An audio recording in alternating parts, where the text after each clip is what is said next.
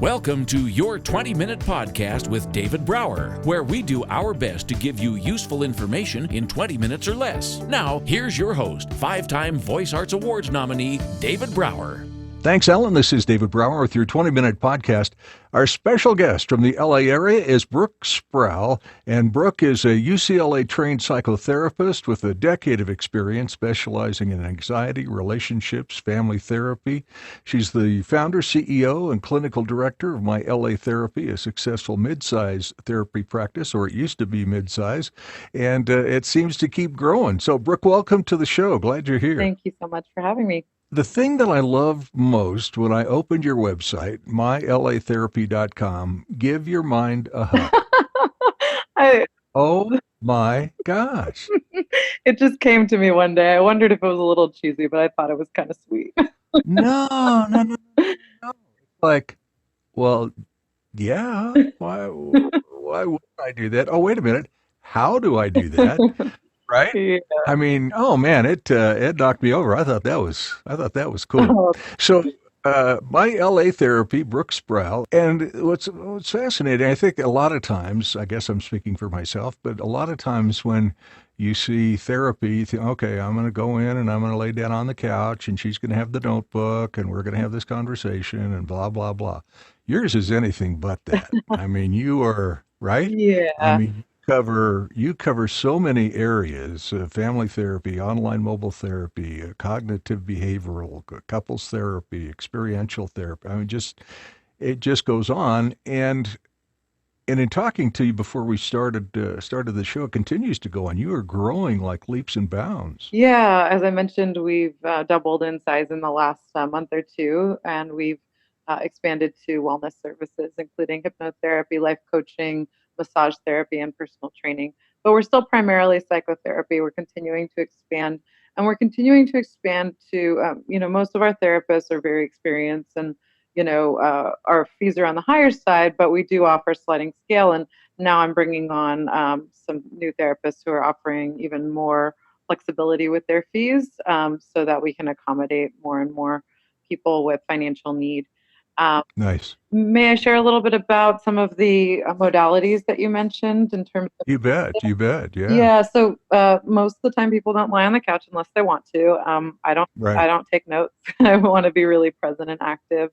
The thing that distinguishes the way I practice from the way that most psychotherapists practice is that I'm looking in real time at defenses and anxiety as they arise in the session. Okay. So I think of it like a sport, like you're playing a sport and your coach gives you feedback on your technique. And the more times you practice doing it differently, the more your body internalizes a different way of being.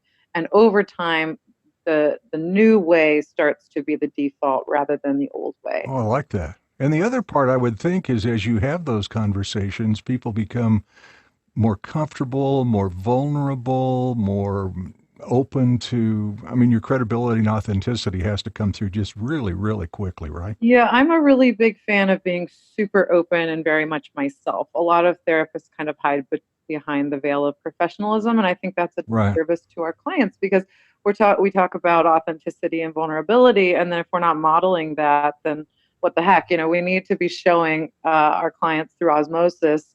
We need to be embodying the things that we're preaching. Well, you gotta, what's the old saying? You gotta walk the walk and talk the talk and do all that stuff, right? But basically, at the end of the day, it really is being transparent about who you are and what you bring to the table, your authenticity, your integrity. And folks, if you go to her website, mylatherapy.com, there's a short little minute and 13-second video there where you can get an instant feeling for Brooke and how she approaches everything. And in a minute and 13 seconds, it's like, oh, okay, I'm ready to go. Yeah, the thing that differentiates me is I take a really active approach. A lot of therapists believe in just kind of listening and hearing, and that's a really important part of the process. Sure, helping people be heard and understood and validated. But I go beyond that. I'm like you said, very transparent about what I'm seeing. So if in the first session I'm seeing narcissistic traits, I'm going to address that. And people feel most therapists wouldn't address that maybe ever, let alone Right. for, a very long time. And I'm going to go right to what I'm seeing. And most people are just like, thank you for telling me the truth. I've been asking for advice, and, everybody beats around the bush, and you don't sugarcoat it. And of course I, put it in context of, very compassionate. It's not like I'm attacking the person. It's like, Sure, sure. here's this compensation that we have for some deep insecurities as a result of, what's happened to you as a child and what was modeled to you. So this isn't, Right. you're a bad person. This is just something you do to cope with the trauma you've experienced. And oftentimes I would think they don't know what they don't know about that, right? Because that's who they are. That's who they've been for the last 10, 20, 30, 40, 50 years. Exactly. So we're bringing these things to their attention, and then these defenses to their attention. Anytime there's defenses, there's anxiety. Anytime there's anxiety, there's deeper feelings that have been Yes. suppressed or cut off. So essentially, we point out the defenses. We teach them to regulate their anxiety in real time in session.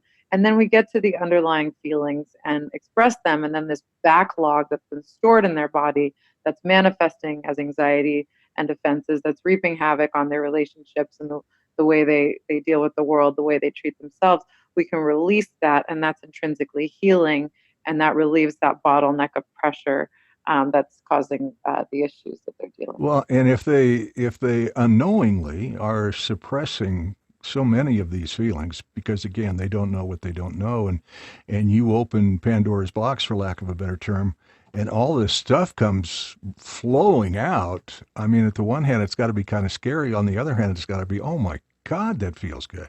Well, there's a reason why every story is about, facing our demons, facing our Yes. dragons, and that we keep watching versions of that story for, millennia. The Right, right. humans have been talking about this in mythic form, and the reason for that is because this is not an easy process. It is a terrifying process. That's why the metaphor is a fire-breathing dragon. It's like, I don't know if I Yeah. can survive this. But when you do, the resiliency, the strength, the self-confidence, the relief, you don't have that thing kind of, breathing at your neck all the time. Suddenly there's this sense of freedom and relief. So yes, it can be terrifying at times. And as you say, it's ultimately so freeing and empowering. Well, and to be able to take your self-esteem to another level that maybe you didn't know was possible because of where you've been. I mean, that is such an incredible feeling to not only free up your mind and your body and your spirit, but to gain confidence again, right? Yeah, my goal is to give you a different experience within the session than you have the rest of the time. Yes. And then over time, you embody that, you internalize that, and eventually you carry that outside of the session, and that becomes your new way of being. One of my patients, it was so interesting. I remember I worked with him early on in my career. He came in, he was very mild mannered and very kind of stiff and, almost a little monotone, very Hmm. intellectualized. And I remember working with him over the years, and he just became this like effusive, expressive, just like so enthusiastic, and just emotion painted all over his face, and the way he gesticulated, it all just came Oh out, and my it was just God. like this like incredible rebirthing, and just to witness the nonverbal transformation, not just Right, right. uh, still the same guy, but just this different kind of energy flowed through. And of course, that's going to affect who you connect with, who connects with you, the way you connect, your ability, Absolutely. emotions are the Wi-Fi of human connection. So, Well so said. when Ooh, you're I like that. Say that again. Motions are the Wi-Fi of. human I love connection, that. so I'm seeing the T-shirts. way, That's really yeah, good. the way you connect with your emotions is how you connect with other people. And it doesn't mean you can't have an intellectual connection with someone, or different, Right. enjoy playing a sport with someone, but kind of on the deeper level in intimate relationships, close friendships, you know, that you need to be in touch with your own emotions to make deep connections with others. Absolutely. And it takes me back to, I'm sure this thing has been around, as you said, for millennia, but the five people that you surround yourself with that's your comfort zone, right? So if you have low self-esteem, well, guess what? They do too. If you have confidence and exuberance and you're a cheerleader and I'm starting to hang around with those people. Well, that's kind of interesting. Yeah, water seeks its own level. I actually wrote a book called Why You Should Date Emotionally Unavailable Men, Using Your Unhealthy Relationships to Transform. And the idea is that our relationships and whatever is going on in our lives, our problems are a mirror for our blind spots and what we need to look at, what we need to take responsibility for. And it's exposing what's unconscious to us. It's like Yeah. oftentimes you see these wonderful women and they're just dating these jerks and you're like, what is going on?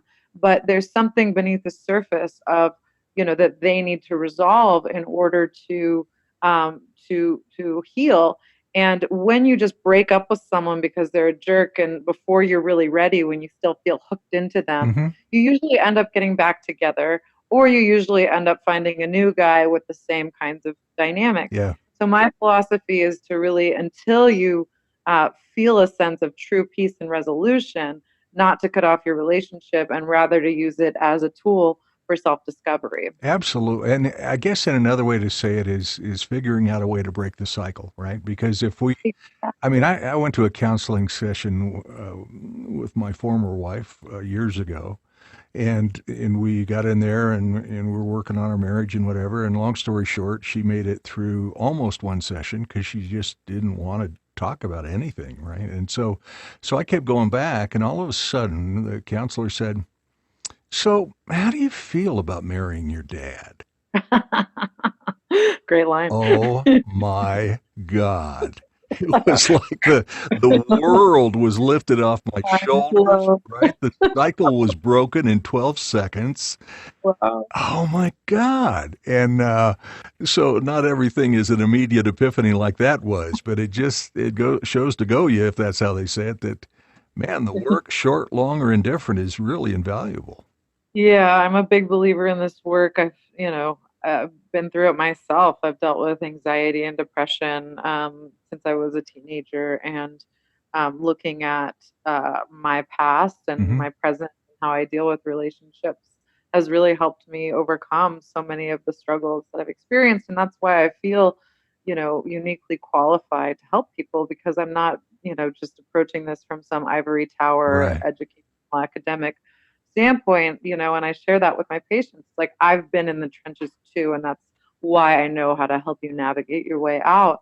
I've experienced so many different mental health issues in my life, and so I feel like I can, apply my learnings to, each of my patients, But yeah. and yeah, and then the areas I haven't struggled with, it's like I refer out because I don't know how to Well, help sure, people. sure. And see, I think That's that's cool. kind of I a think that's the coolest part, right? Is you take your life experience that, I mean, we all have life experiences that we would love to change, but with that said, it makes us who we are today. And if we can use those experiences to help somebody else, pay it forward, for lack of a better term, and we're being honest and vulnerable and authentic about it, oh my God, all of a sudden your credibility goes through the roof. They trust you more. They trust you more. And then when you have a situation that you don't know what you don't know about it, just the mere fact that you acknowledge that and hand them over to somebody who does, that's huge. Yeah, I find it was interesting. Early on in my career, I wouldn't share much about my personal life. I thought that I needed to seem perfect for my patients Mm-hmm. to trust me. Right. And as I went on and I got feedback from people, they said the times that helped me the most were the times that you shared about your struggles, because I felt like I wasn't alone and I wasn't broken.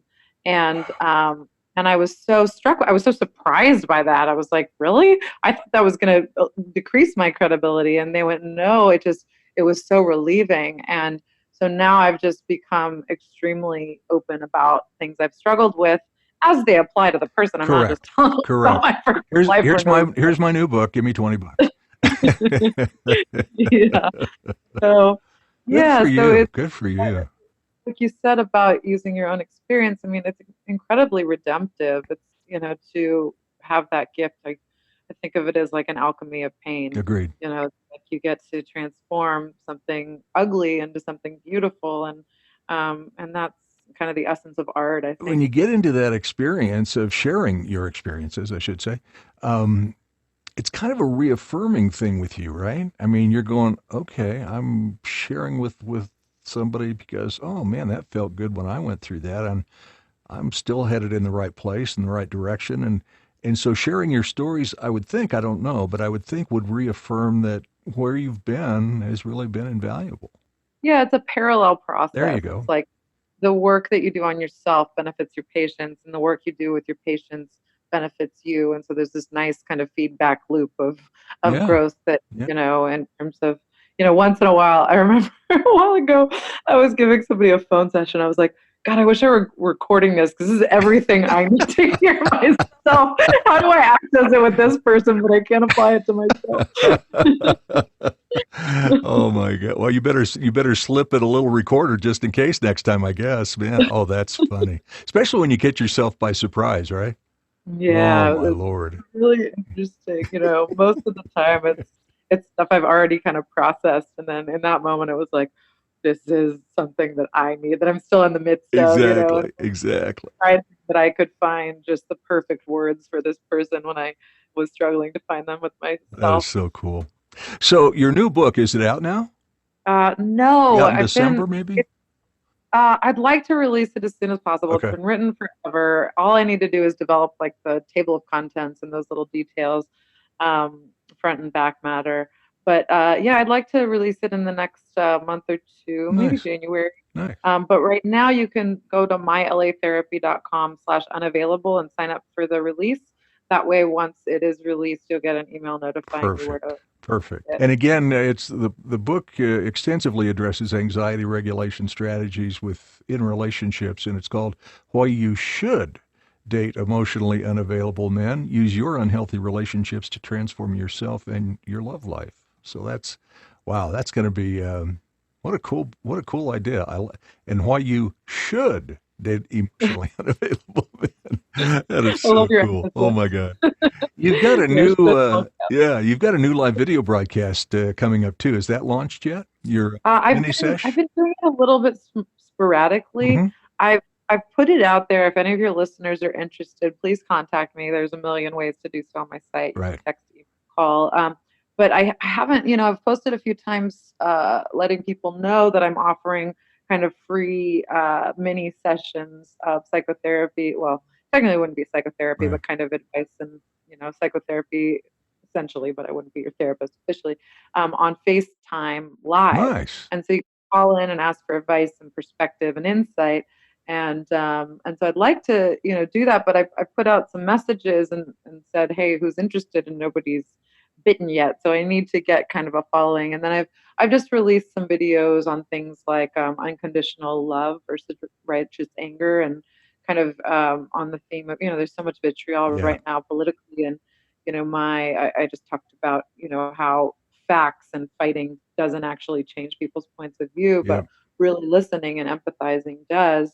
There's been a lot of studies that have shown that when people feel heard, they're more likely to change their points of view. And so I've done some talks on FaceTime about that and about some other topics, like some of Jordan Peterson's ideas and the controversy surrounding them, and things like that. So I've done a few. I'd like to get something more regular going, and if I can find some people who are interested in kind of getting some advice, I'd love to get going with that as soon as possible. Very so please cool. contact me, Brooke at mylatherapy.com. You can text me. The information to text me is on my website. Please contact me. I would love to help people. And again, the website is mylatherapy.com. And in there, check out the blog, check out their services, check out more about Brooke. And it's a wonderfully designed website where you can easily navigate it. And some of the blogs are just powerful. So we're about out of time. Brooke Sprowl from L.A. and My LA Therapy. Be sure to check her out. When you go to the website, again, mylatherapy.com. Brooke, it's really been a treat talking to you. Thank you so much. And congratulations on not only your longstanding success, but your huge growth recently. That's a huge testament to how well you serve other people. Well, thank you so much for having me. It was a pleasure. Listen to your 20-minute podcast with David Brower on the go. Downloads are available on YouTube, Twitter, Facebook, iTunes, iHeartRadio, Spotify, any podcast app, and on our website at davidbrowervo.com/your20minute podcast. Until next time, thank you for listening.